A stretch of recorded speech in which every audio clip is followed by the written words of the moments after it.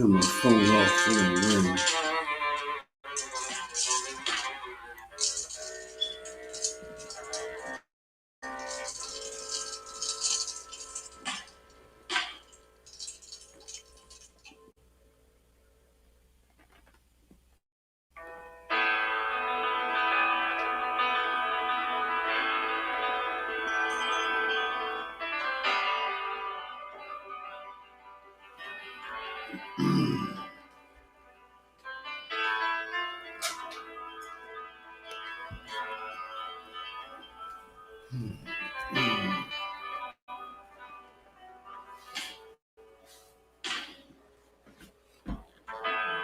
Here I am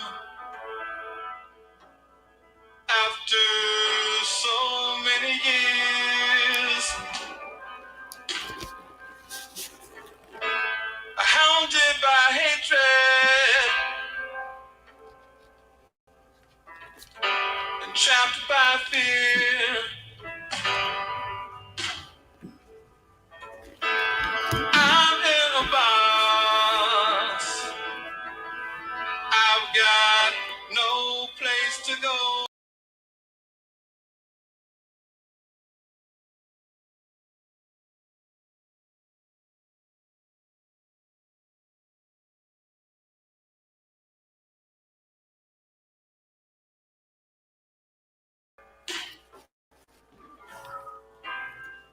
Help me, I'm the prisoner.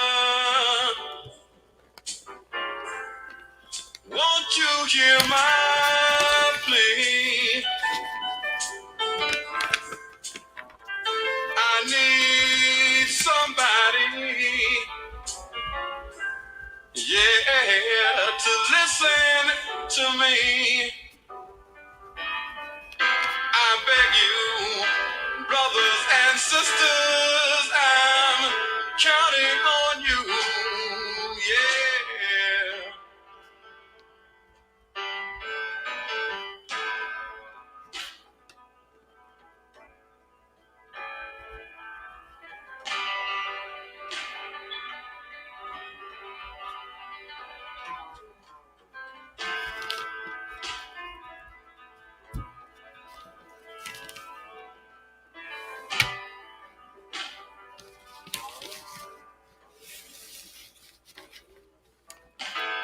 Black babies in the womb,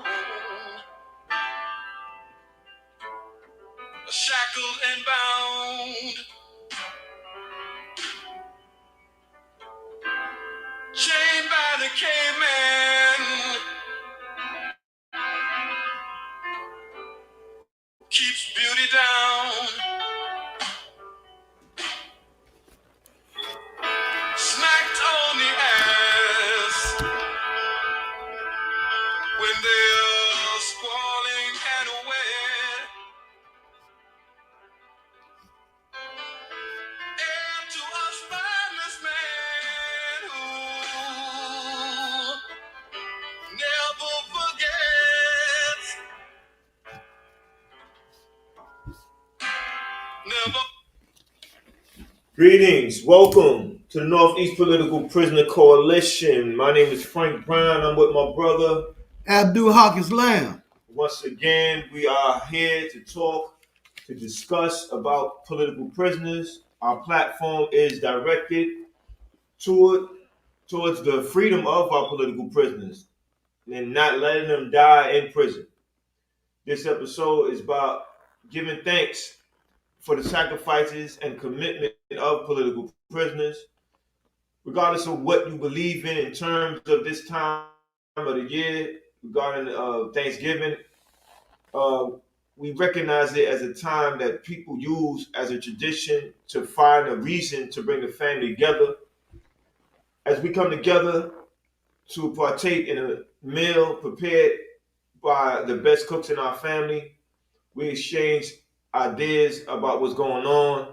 We exchange ideas about how we're doing in our personal lives, our personal setbacks, our personal goals, and so forth. And it's very important that during this time, when we engage with family, that we make time to talk about political prisoners, because this is an opportunity to make an assessment of ourselves about what our relationship is to political prisoners. Now, brother, I hear people talking about it's a noble cause to fight for political prisoners, but I think that doesn't do the job enough. Give it enough credit that it deserves, or the responsibility that it deserves. I say that it's a moral obligation. It's a national responsibility. And with that being said, it's very important that we step up. We lost Romaine Chip Fitzgerald. That should give us that vigor to do the work more aggressively. We have to use every opportunity to talk about political prisoners.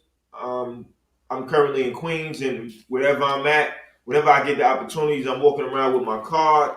One side has my information, the other side has a statement: don't let political prisoners die in prison.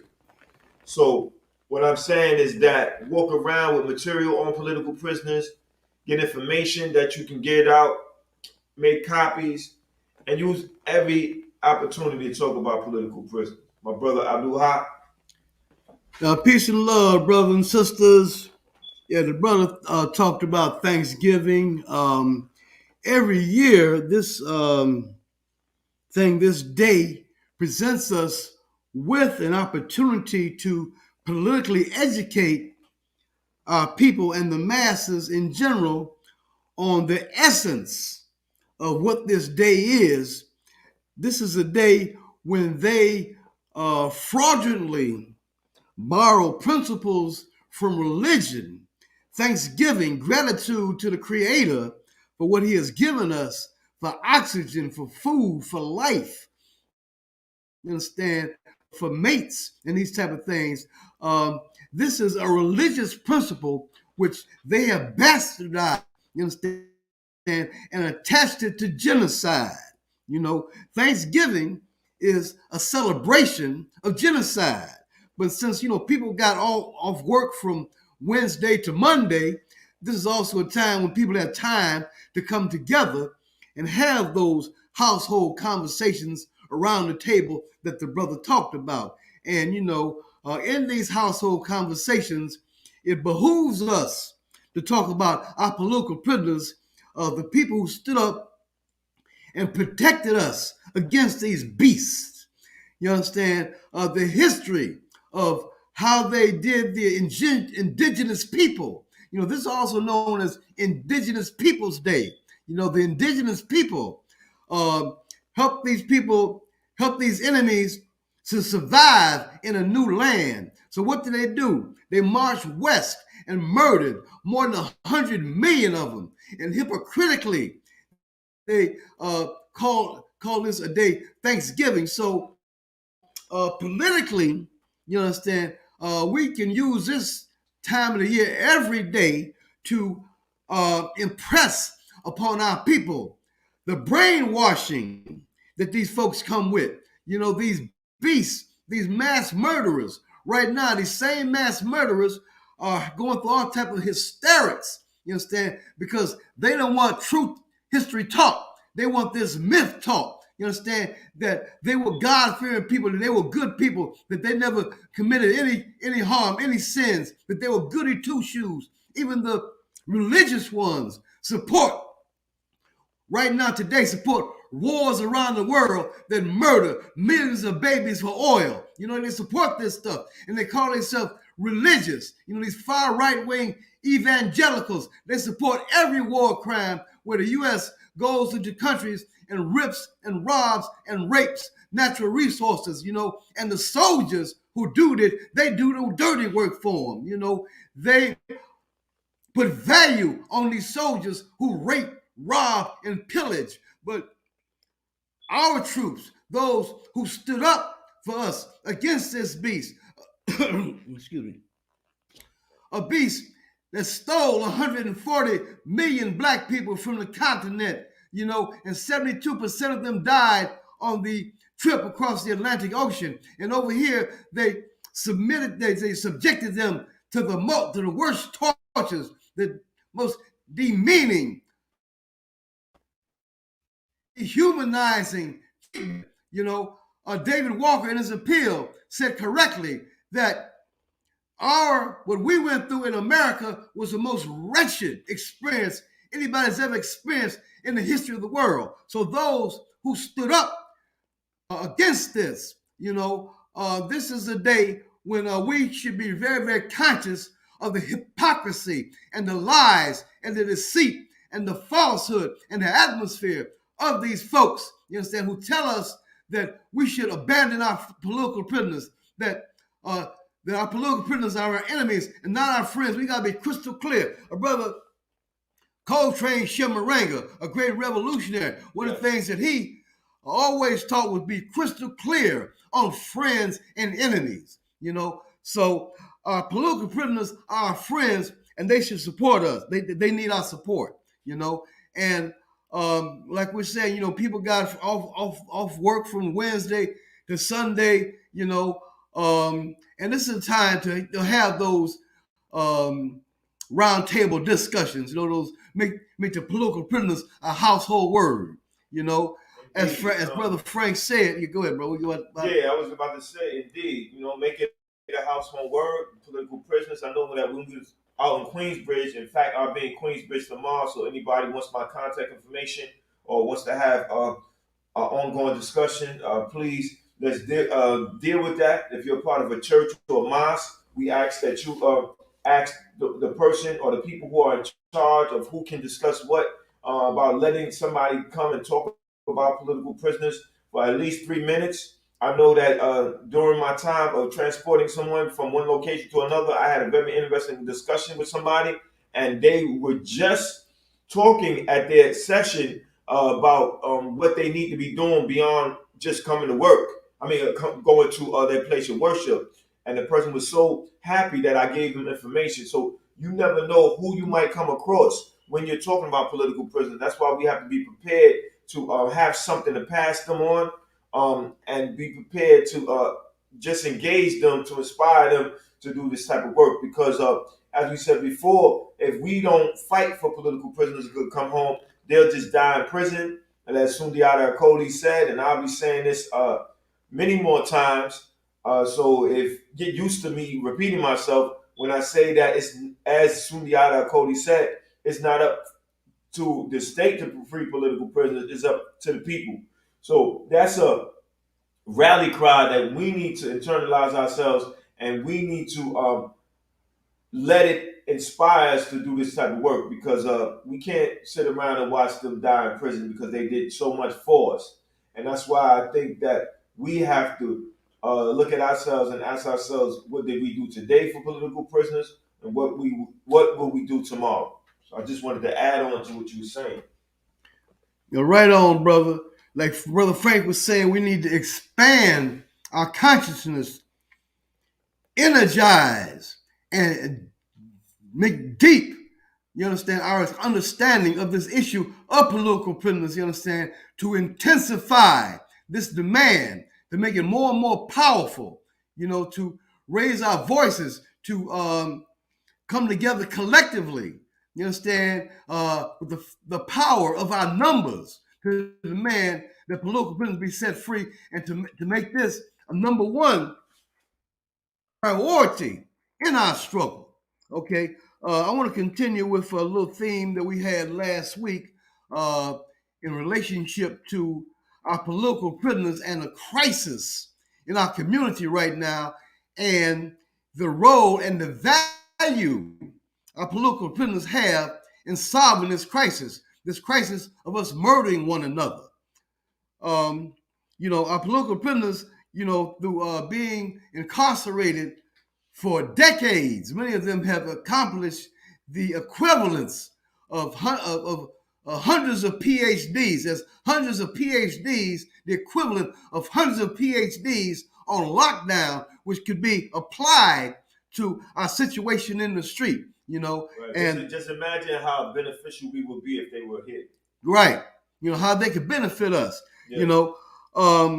Various political prisoners have made statements about how to stop this gun violence, it's us killing one another. I've reached out to them, and I've been getting letters back, speaking on the topic, okay? One thing in this regard is that there is a move right now to free Larry Hoover, who is a brother who became conscious while in prison.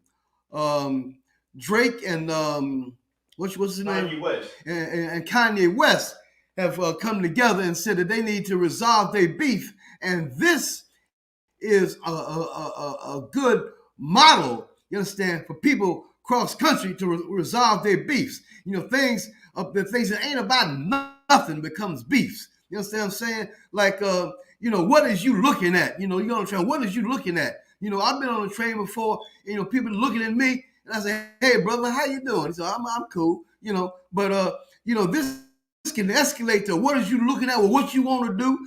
Gil Scott Heron, the brother, started out the thing. He said give a little comic twist to it. He said, the dude said, "Well, what you want to do, man? What you want to do? What you saying?" The dude said, "Well, I'm saying, man, I'm saying. Well, I'm saying. Well, what you saying? I'm saying, I'm saying." And so, I mean, it's just this goofy kind of conversation just spirals, into people getting killed and other people going to penitentiary for the rest of their life. So like I just said, there's a move to get Brother Larry Hoover out of prison. Hoover and Jeff Fort are both speaking out, about stopping the violence. Hoover's thing is that love is the universal principle to resolve our contradictions, to resolve our quarrels. There's a lot of self-hate out there among our folks. So Hoover is saying that love is the way to resolve it. So we have a little clip right here that has Larry Hoover speaking in person. Go ahead, get to that, brother. Right on. Hey, brother, I'm going to do it right now. Right on.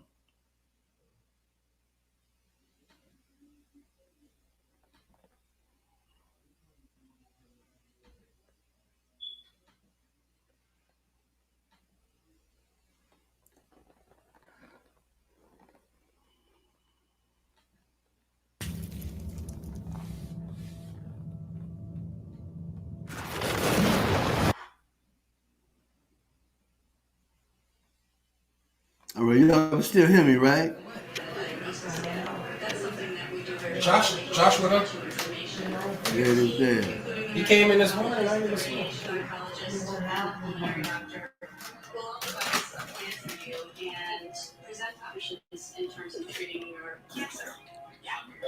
Yeah, BGD is now evolved to Black Growth and Development. The brother's gonna talk about that in a minute. Can they hear me, brother? This is on right on. Organization. Larry Hoover spoke out again from his jail cell, this time to explain his role in founding United in Peace. Well, I've been working over the past 2 years to try to redirect the energies of my immediate organization. I was one of the principal components and forward the United Peace organization, designed to stop kids from killing each other. I know what they're doing. I see the mistakes. I've made the mistakes.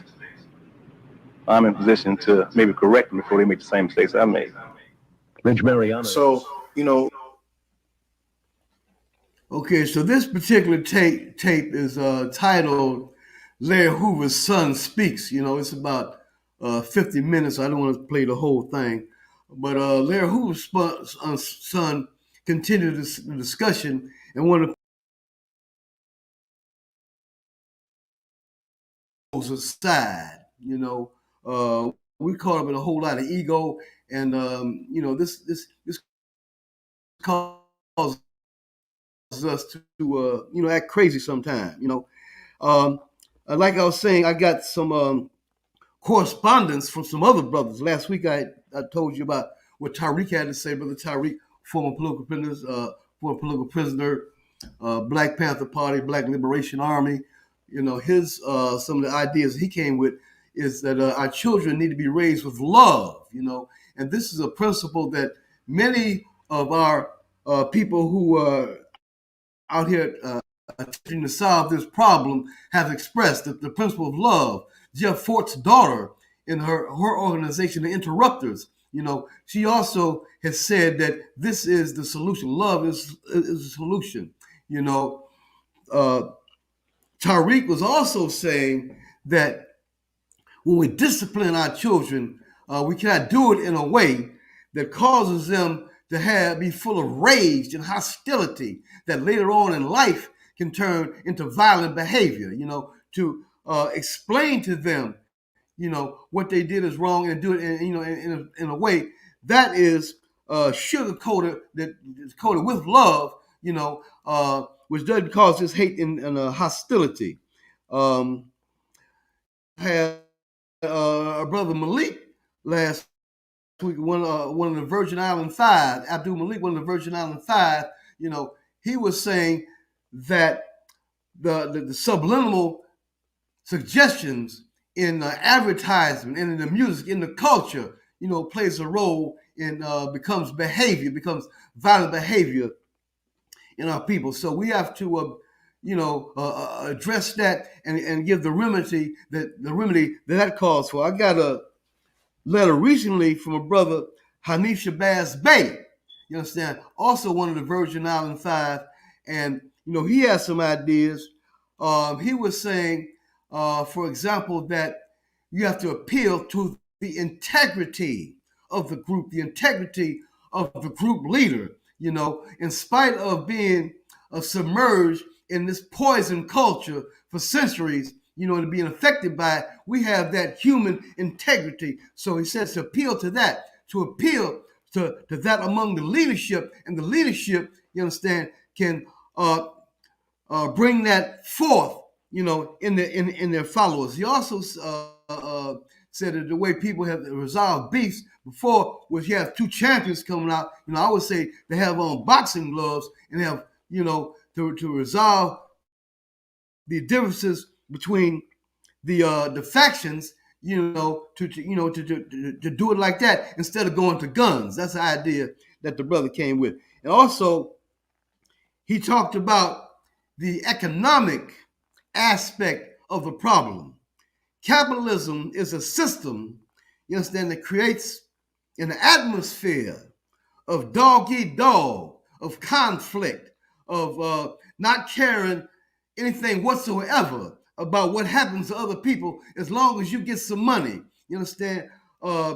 Individualism, looking out for number one, the law of the jungle. This is an atmosphere that our people came up with. So the brother said, Brother Hanif said that there is that this economic aspect must be addressed. So I'm gonna read something he said on that. He talked about cooperative economics, which is the opposite of this capitalist spirit that goes around the world committing mass murders and crimes against humanity, for a profit. The cooperative economics. He spoke on that. So I'm gonna read just part of a letter that he sent me. The battle is there to be won through the use of the dollar. We can step into the battlefield if we are ready to pool our resources into food co-ops and businesses. He's talking about cooperative economics. He's talking about people coming together, family, coming together in love, you understand, and making this the basis of our economics. Also, businesses are simply multi-purpose armies built to serve and protect.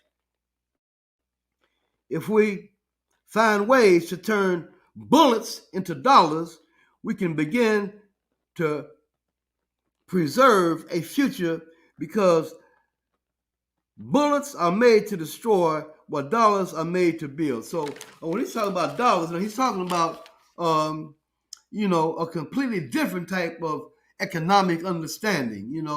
Something that is built on love, something entirely opposed to this hate-filled culture, this hate-filled atmosphere, this competition, you understand, which can spiral into crazy stuff all the time, So, right now, like I said, the people who have had this very, very violent history, you understand, who are now telling us that giving us a type of brainwashing, to make us totally confused on what the reality is. They are still going around the world committing some of the most heinous atrocities. Capitalist corporations right now are behind the conflict in the Congo, which since 1994, 6 million black people have been murdered over this conflict in the Congo. The U.S. supported apartheid South Africa. In Yemen right now, Yemen has the greatest humanitarian crisis on the face of this earth right now, backed by the U.S. and Saudi Arabia, who they control. And millions of people face starvation in Yemen because of global capitalism and imperialism. So this is the true criminal system, you understand, that we must rebel against. So, they're talking about, they try to, dress it up, doing Thanksgiving, but like I suggested in the past, there's a book called The Broken Heart of America. Y'all need to pick that up, and it gives a detailed explanation of the crimes these people committed, you understand? And the great majority of the folks in this country, the settlers who came to this country, were white supremacists who agreed with going cross country and murdering all the Indians. They said that the West was the white man's land, and the great majority of them were white supremacists who agreed, who was down and dirty with this. And the great majority of them were white supremacists who believed in the genocide and the slavery of the black man. So these are the people nowadays who are saying that this history cannot be taught, and through understanding this history, you understand the value of our troops who stood up and fought against this. You understand? Our political prisoners and prisoners of war, who stood up for us. You'll understand the value of this by understanding the true nature of this enemy, So, and understanding this, will empower our people with the truth. Absolutely. Well said, as you always do. I think that we are giving the people enough information to decide, or matter of fact, to look at themselves and ask themselves, what does this mean to know what these brothers have taught me at this moment, right? We produce these podcast episodes every Wednesday at 12 o'clock. We ask that you share with at least 10 people. We asking you to subscribe to the YouTube channel. That's N.E.P.C. That's the YouTube channel. Subscribe to that. We get that subscription up, we'll be able to do other things. We can expand more. We can do things in the community that are beneficial to the community. We can carry on the tradition that the Black Panther Party did when they fed the community, they educated the community. We're operating this podcast episodes in that spirit. We're doing what they taught us to do, because it's not enough to talk about our political prisoners. It's the obligation, the national obligation, to carry on their work. And we have to do that in practice, right? We spend enough time talking about things that don't matter. Spend time talking about things that matter, like political prisoners and their commitment. Educate yourself on political prisoners. Know the remarkable works of Sundiata Acoli, Kamal Siddiqui. Learn what they were doing before their incarceration. Learn about what they're doing during their incarceration. Because Jalil Abdul Muthar King was doing many works in the over 49 years that he was incarcerated. And we salute that brother. Because here it is that him and Sekou Odinga are out, and they're still doing what needs to be done to move their people forward. And we salute them. We honor them. Salute. We honor them by working with them and by exchanging ideas and letting now that we're able to do things that can move these ideas forward. I think that we just about covered everything. Brother Abdul Haq, is there anything on your plate more that you have to offer the people? Just one last thing, shout out to Imam Jamil Alameen, Bilal Sunni Ali. If you see this, let the Imam know I give shout out. You know, one thing the Imam did was let the people see his face. Yeah, there he is right there. Formerly known as H. Brown, this is a brother who turned around the lives of many young men in the Atlanta area. One thing that Imam Jamil said was, anybody can fight, but everybody can't win. He said, in order to win, you must be on the level of the Nasi al-Mutmainah. The Nasi al-Mutmainah is a level that one is on when one wins the war, the struggle against the Nasi al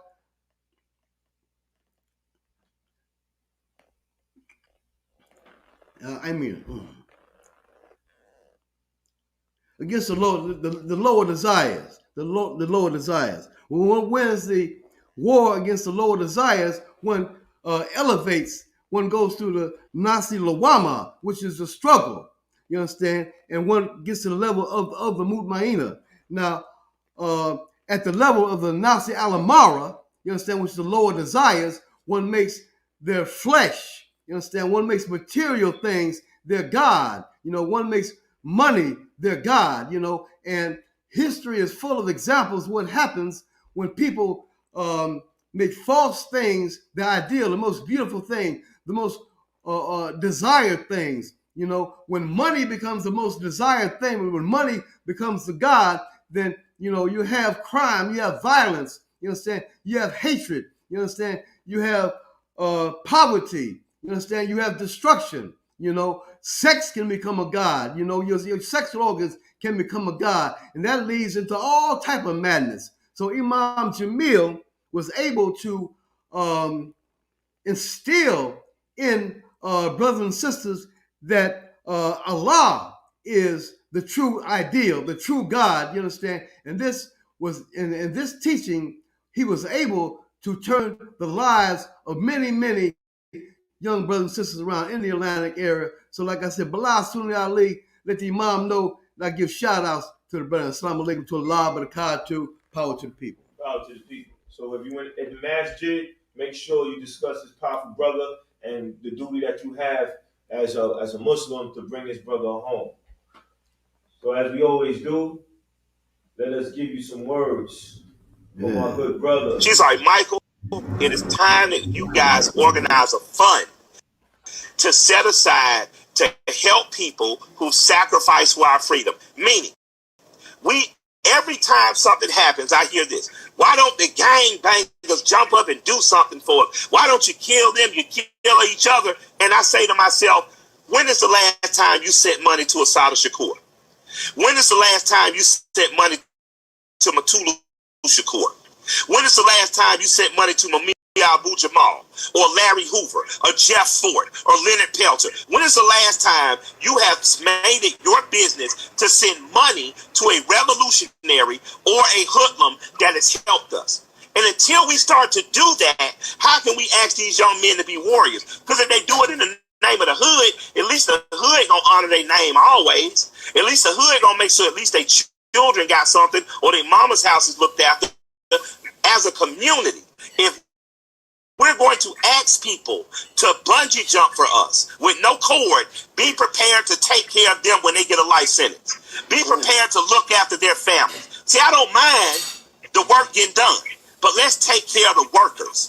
Let's stop asking more out of people than we would do for ourselves. So what I'd like to see, my dream thing, is to see 1 million people from the culture dedicate $10 a month. That's $10 million a month, 100 who have worked on our behalf and are elderly now and don't have to take care of themselves, like Rosa Parks, whose rent was paid by the owner of Little Caesars Pizza.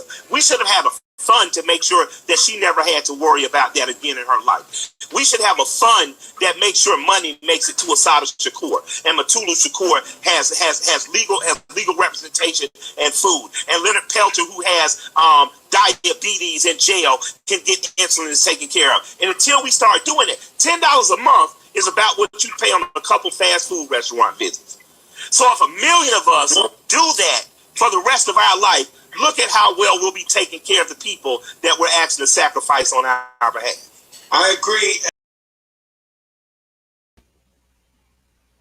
You said you had some more words before. Yeah, just before we sign off, just one little thing. I want to apologize. I had a little senior moment right there. I was stumbling, trying to remember a word. The word was Nasi al-Amara. The Nasi al-Amara is a lower animal's desires. I know that word as well as I know my address and my phone number. You know, and to conquer the Nasi al Amara is when we go to the Nasi al Mutmaina, which is the highest stage of the human being. You understand? So as we struggle for this higher stage of the human being, we're going to resolve a lot of our conflicts, and solve a lot of the problems we have as human beings. So Black Power. Black Power. What's the call? Free them all. What's the call? Free them all. What's the call?